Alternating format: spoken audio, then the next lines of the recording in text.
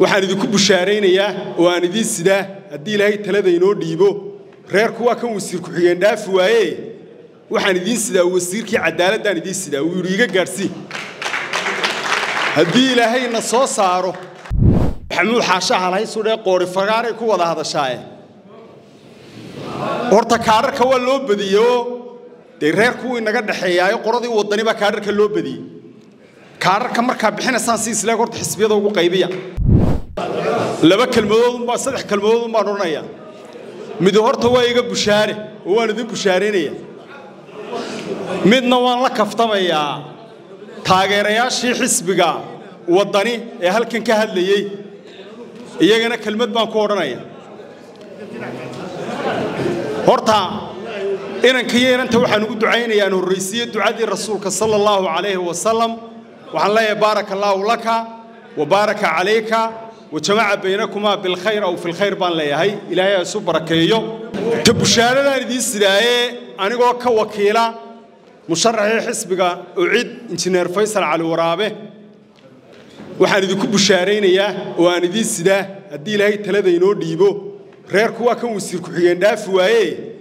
waxaan idin sidaa wasiirkii cadaaladda idin sidaa uu yiri iga gaarsi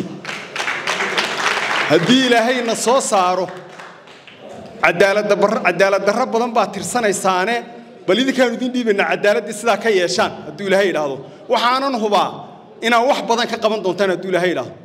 haddii xisbiga uu kursiga yimaadana wasiir ku xigeen dambe oo arkaysan ma jiro bushaarada waan idin sidaa Faysal baa ii soo dhiibay midna waan kaftamayaa maxamuud xaasha halay sudee qoori fagaaray ku wada hadashaaye horta kaararka waa loo badiyo de reerku inaga dhaxeeyay qoradii wadani ba kaararka loo badiyay kaararka marka bixinaysan si isla horta xisbiyada ugu qaybiya oo de annagaba uu jooga Mustafa ninkii barkhad u dhigmay uu noo jooga annaga Mustafa marka Mustafa de kaararka yaa laga basantay Mustafa haddii lagu keen waayo hadiyad waxbay suma siisay boob de kaarka taas waa iga taa waxaan kaftankayga baan idin sheegayaa qofka halkan soo istaaga horta inta badan way dhacdaayo xafladaha qofku musharaxu taageersan yahay wuxuu ku sheegaa madaxweyne annagaba way dhacdaa wadahan oo xafladaha annagu aanu badannayba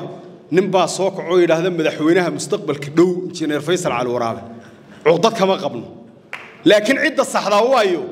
de annaga musharaxayaga saxo yiraahdo waranugu madaxweyne ma yihi madaxweyne uu joogay laakiin madaxweyne muddada dhow baan insha Allah hadduu ilaahay yiraahdo marka gudoomiyaha xisbiga qaran baa tiraahdeen maxamuud xaashi cabdi iyo waxa tiraahdeen madaxweyne cabdiraxmaan maxamed cabdillah warnamay horta de saadaasha waynu wada leenahay oo isbahaysi baynu hadii saadaashii naga reebtaan oo tiraahdaan gudoomiyaha xisbiga qaran ee maxamuud xaashi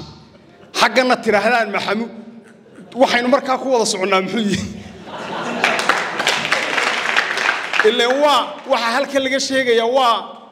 waa saadaal haddaad saadaasha iyo ogolaan weydo oran weydo madaxweynaha mustaqbalka dhow ee injineer Faysal Cali Waraabe haddaad raacin weydo de waxba isumaniin waraabuhu hayna wada cunadee markaa waxaan idin leeyahay idinku wax walba waa oran kartaan taageerayaasha laakiin waxa saxa musharaxa iyo maxamuud xaashiyo rajeynay inuu sixi doono hadduu ilaahay yiraahdo oo sida sharci ahaana de dastuurkeenu waxbuu baneeyay shuruucda dalku waayo inagu birribaynu doonayna inaynu dalka xukunno wixii aynu jecel lahay inaynu dalka ku xukunno waa in inaguna de aynu ku sii dhaqnaa imaka dadkii intaasna waa iyaga kaftan aad iyo aad baa u mahadsantihiin والسلام عليكم ورحمة الله وبركاته